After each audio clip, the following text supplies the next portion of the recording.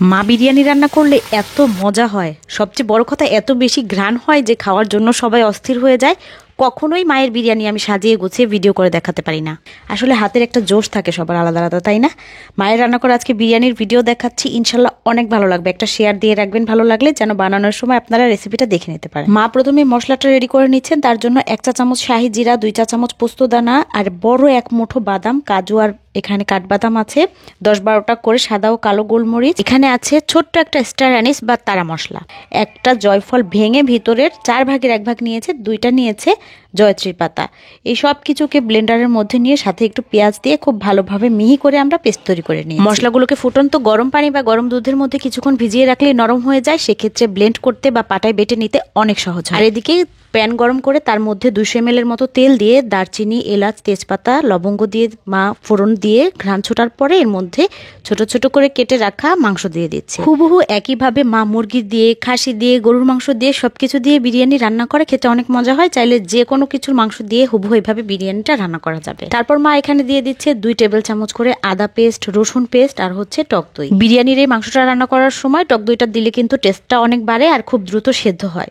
টক দই হাতের কাছে না থাকলে গুঁড়ো দুধ একটু ঘন করে গুলে তার মধ্যে লেবুর রস চিপে নিয়ে কিছুক্ষণ রেখে দিলে তারপর টক দইটা এই রান্নায় ব্যবহার করা যাবে। প্রথমে যে মশলাটা তৈরি করে রেখেছিলাম আমরা, সেই মশলাটা এখন এই মাংসের মধ্যে দিয়ে দিচ্ছি। তারপর স্বাদ মতো একটু লবণ দিয়ে 1 চা চামচের মতো করে জিরা আর ধনিয়ার গুঁড়া দিয়ে দিচ্ছে মা। জিরা আর ধনিয়ার গুঁড়াটা এই রান্নাতে অপশনাল, দিলেও মজা লাগে, না দিলেও মজা লাগে। তবে আমরা তো বাঙালিরা একটু মাংসের সাথে এসব মশলা খেয়ে অভ্যস্ত, এই জন্য এটা দেই আমরা সবসময়।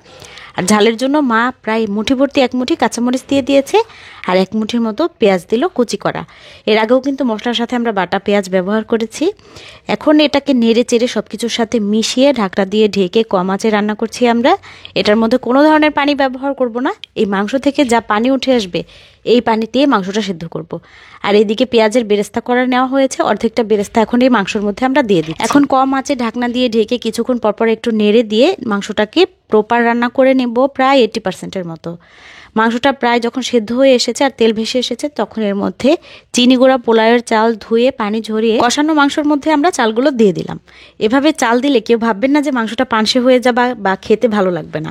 এরকম করে রান্না করলে কিন্তু মাংসটা একটুও পানসে হয় না, অনেক সফট হয় আর মাংসটা খুব জুসি থাকে, খেতে খুবই মজা লাগে। চালটা মাংসের সাথে কিছুক্ষণ নেড়েচেড়ে আবারও একটু কষিয়ে তার মধ্যে চালের দ্বিগুণ পরিমাণ পানি দিয়ে দেওয়া হলো। আমরা 1 কেজি পরিমাণ রান্না করলে চালের দ্বিগুণ পরিমাণ পানি ব্যবহার করি, আর তার উপরে যখন রান্না করি তখন চালের 1.5 গুণ বা দ্বিগুণের চাইতে 1 কাপ পরিমাণ কম পানি নেই।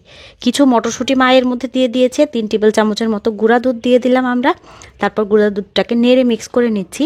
1 কাপ পানি কমিয়ে চাইলে 1 কাপ লিকুইড দুধও এর মধ্যে ব্যবহার করা যায়, তবে বিরিয়ানিতে কিন্তু দুধ দিলে স্বাদ অনেক ভালো হয়। এখন এর মধ্যে ঘ্রাণের জন্য দিয়ে দেওয়া হলো বেশ কিছু আস্ত কাঁচামরিচ। এই ঘ্রাণটা বিরিয়ানিতে অনেক ভালো লাগে। তারপর 1 চা চামচের মতো এখানে মা কেওড়া জল দিয়ে দিল। আমরা যখন ছোট ছিলাম মা কেওড়া জল ব্যবহার করতো না, তখনও মায়ের বিরিয়ানি অনেক ফ্লেভারফুল হতো। আর এখন তো সবাই ব্যবহার করে, এই জন্য হাতের কাছে থাকায় মাও একটু দিয়ে দিল।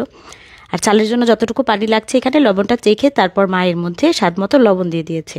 এখন চুলার আঁচটা বাড়িয়ে রেখে অনবরত একটু পরপর হালতো হাতে নেড়ে চেড়ে দিচ্ছে। হোটেল রেস্টুরেন্টগুলোতে কিন্তু এই পর্যায়ে টেস্টিং সল্ট ব্যবহার করে, যেহেতু এটা আনহেলদি, এজন্য আমরা বাসায় এখন আর টেস্টিং সল্টটা ব্যবহার করি না, ওটা এই জন্য স্কিপ করে গেলাম।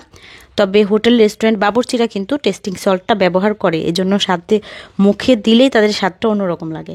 চাল আর পানি যখন একদম মাখা মাখা হয়ে গেছে, তখন মা ঢাকনা দিয়ে ঢেকে চুলার আঁচটা একদম কমিয়ে দমে রেখে দিয়েছে 15 মিনিটের মতো। 15 মিনিট পর ঢাকনা খুলে নিচের দিকের রাইসগুলোকে একটু উপরের দিকে পাঠিয়ে দিচ্ছে আর উপরের গুলো নিচে, যাতে সব দিকের রাইসগুলো সমানভাবে ফুটে যায়।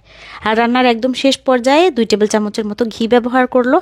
আর যে বেরেস্তা তুলে রেখেছিলাম হাফ, মাংসে দিয়েছিলাম হাফ, হচ্ছে বিরিয়ানির উপর এখন ছড়িয়ে দিচ্ছে। এগুলোকে এখন ঢাকনা দিয়ে ঢেকে দমে রেখে দিচ্ছে আরও 10 মিনিটের মতো। আর এই 10 মিনিট তো সবাই অপেক্ষা করতে করতে শেষ, কখন বিরিয়ানিটা হলে মুখে দিব, এটা খেতে যে কত মজা হবে। ঘ্রাণেই পেট ভরে যাচ্ছিল, এত মজাদার হয় আর এত ফ্লেভারফুল হয় এই বিরিয়ানিটা। আজকে চলে যাচ্ছি, দেখা হবে পরের ভিডিওতে। ভালো থাকবেন সবাই, আসসালামু আলাইকুম।